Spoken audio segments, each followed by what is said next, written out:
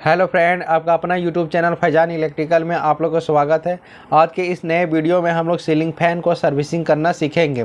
जब गर्मी का मौसम ख़त्म हो जाता है या फिर जब पंखे का यूज़ ख़त्म हो जाता है तो ठंडे के मौसम में हम सीलिंग फैन को बंद छोड़ देते हैं और फिर से जब दोबारा गर्मी का मौसम आता है तो इस दौरान हम पंखे का यूज़ करना स्टार्ट कर देते हैं। लेकिन तभी हम लोग देखते हैं, महसूस करते हैं कि सीलिंग फैन से बहुत ही ज़्यादा आवाज़ आ रहा है। तो उस आवाज़ को हम कैसे ख़त्म करेंगे और ये आवाज़ जो क्यों आता है, ये आवाज़ आने का जो रीज़न है इसके पीछे, ठंडे के मौसम में जब सीलिंग फैन को हम रख देते हैं तो इसका जो बॉल बेयरिंग का ग्रीस रहता है वो सूख जाता है, जिसके कारण से सीलिंग फैन से बहुत ही ज़्यादा आवाज़ आता है। तो इस आवाज़ को ख़त्म करना बहुत ही ज़रूरी होता है, क्योंकि अगर इसी तरह बहुत ही ज़्यादा आवाज़ में हम इस सीलिंग फैन को चालू करेंगे और चालू करके जब इसका यूज करेंगे तो इसका जो कॉइल है वो जल जाएगा। इसलिए आज हम सीलिंग फैन को सर्विसिंग करना सीखेंगे इस वीडियो में। वीडियो में नए हो तो चैनल को आप सब्सक्राइब कर ले। सबसे पहले चलिए हम आपको वीडियो में चला के दिखाते हैं सीलिंग फैन का कितना आवाज़ कर रहा है और इसे किस प्रकार से आप खोलेंगे। स्टेप बाय स्टेप इस वीडियो में आज हम सीखने वाले हैं।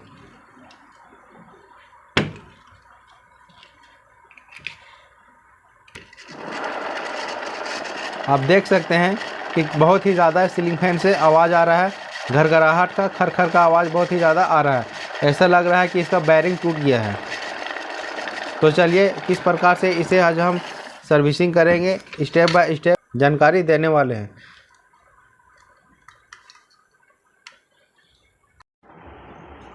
सीलिंग फैन के बॉल बेयरिंग को ग्रीसिंग करने के लिए आपको यहाँ पे दो बातों का ध्यान देना बहुत ही ज़रूरी है। वो दो बात क्या है? वो दो बात यहाँ आप देख सकते हैं। ये एक कंडेंसर क्लिप है, इसमें कैपेसिटर लगा हुआ रहता है। कैपेसिटर लगाने का ये जगह हुआ दिया हुआ रहता है। तो इस कंडेंसर क्लिप में ये साइड में 3 पॉइंट दिए हुए रहते हैं और ये साइड में 2 पॉइंट दिए हुए रहते हैं। ये 2 पॉइंट में मेन लाइन जाता है इनपुट 220 वोल्ट और यहाँ पे 3 वायर लगे हुए रहते हैं कंडेंसर के साथ। तो आपको इसमें ध्यान देना है कि जो 2 मेन वायर ऊपर से लेन से इसमें आता है वो किस किस में जाता है।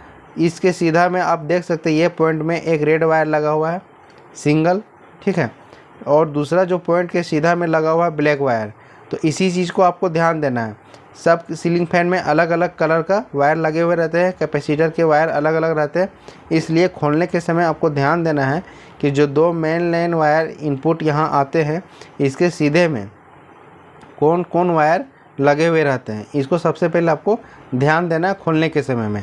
तो इस पंखे में हम यहाँ देख सकते हैं कि इसके सीधे में रेड वायर लगाया हुआ है। जैसे आप याद रखेंगे कि ये सिंगल वायर एक इनपुट लेन में जाएगा। तो इसे आप पतले टेस्टर की मदद से खोल लेंगे।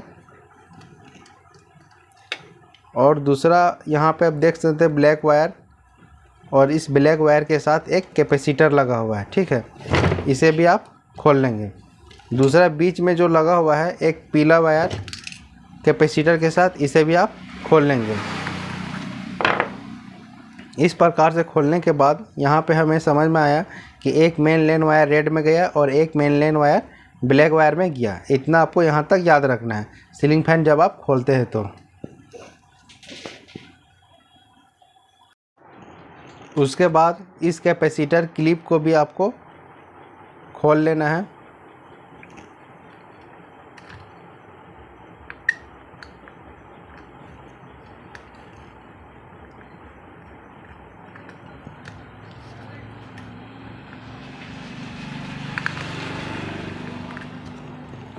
उसके बाद इसका नेक्स्ट स्टेप 3 बॉडी स्क्रू लगे हुए रहते हैं, इन्हें भी पेचकस की मदद से आप खोल लेंगे।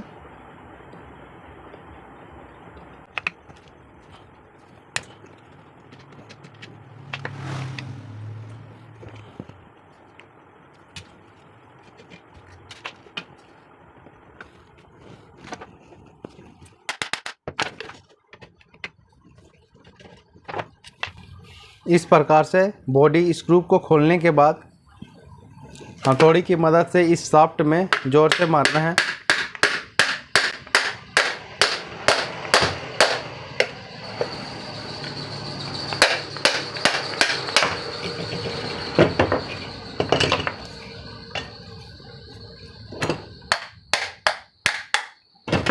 इस प्रकार से ऊपर का बॉडी और नीचे का बॉडी दोनों को आप खोल लेंगे और इस वायर को इस तरीके से निकाल लेंगे।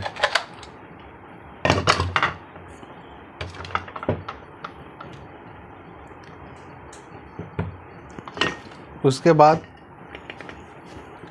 कपड़े की मदद से आप साफ कर लेंगे बॉडी को।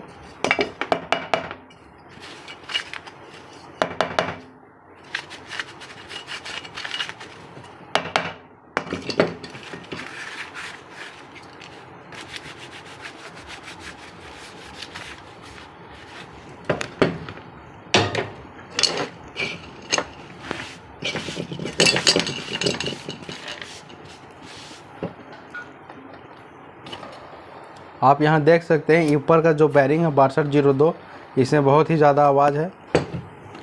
और इसका जो दूसरा बैरिंग यहाँ पे लगा हुआ है, ये बैरिंग भी बहुत ही ज़्यादा जाम हो गया है ग्रीस के सूख जाने के कारण। तो ये दोनों बैरिंग में अभी ग्रीस डालेंगे। ग्रीस डालने के लिए सबसे पहले आपको बैरिंग में लगे हुए ऊपर जो कवर रहते हैं, इन कवर को पतले पेचकस की मदद से निकाल लेंगे। और फिर इसमें आप अच्छे क्वालिटी के, हाई क्वालिटी के ग्रीस को डालेंगे।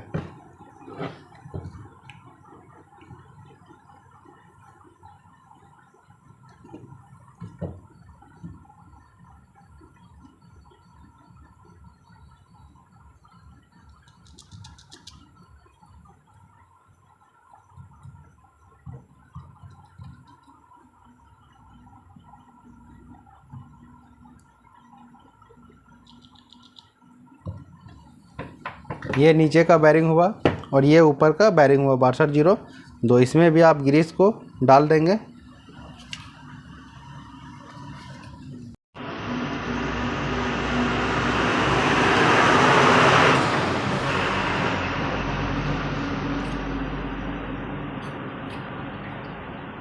आप यहाँ देख सकते हैं, सुन सकते हैं कि इसमें जो आवाज़ है सीलिंग फैन के बैरिंग का, वो पूरा कम हो चुका है। अब नेक्स्ट स्टेप हम लोग को करना है कि इसके कैपेसिटर को भी चेक कर लेना है, क्योंकि सर्विसिंग करने के दौरान कैपेसिटर भी चेक हो जाएगा और इसका कैपेसिटर ख़राब रहेगा तो कैपेसिटर भी इसमें नया लग जाएगा और इसका जो स्पीड है वो बढ़ जाएगा। आप यहाँ देख सकते हैं कि इसका जो कैपेसिटर है ठीक है। तो चलिए इस कैपेसिटर को हमें नहीं चेंज करना है।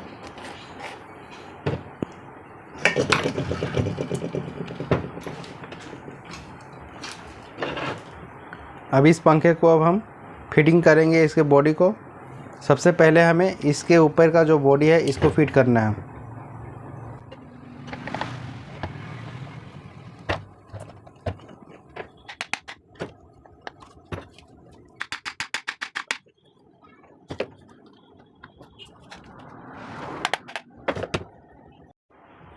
उसके बाद इस नीचे वाले बॉडी को भी आप फिट करेंगे।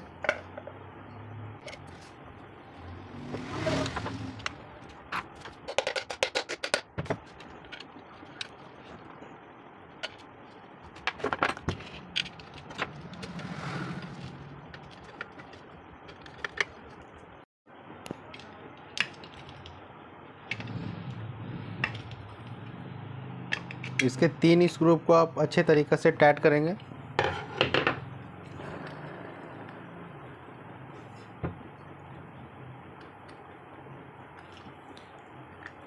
उसके बाद जो नेक्स्ट स्टेप है, इसके कंडेंसर क्लिप को आप लगाएंगे और इसके कैपेसिटर को भी लगाकर कनेक्शन कर लेंगे।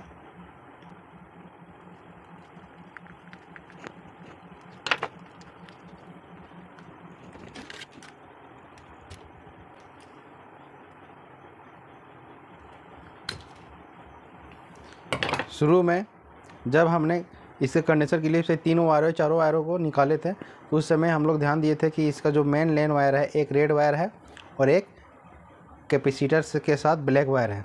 ये दोनों वायर, रेड वायर और ब्लैक वायर में मेन लेन जाएगा।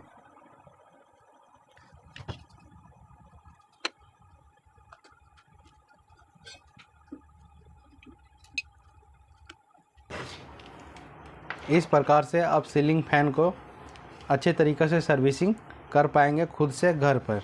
आप यहाँ देख सकते हैं इस सीलिंग फैन का जो आवाज़ है बिल्कुल भी स्मूथ हो गया और बहुत ही अच्छे तरीक़े से ये घूम रहा है।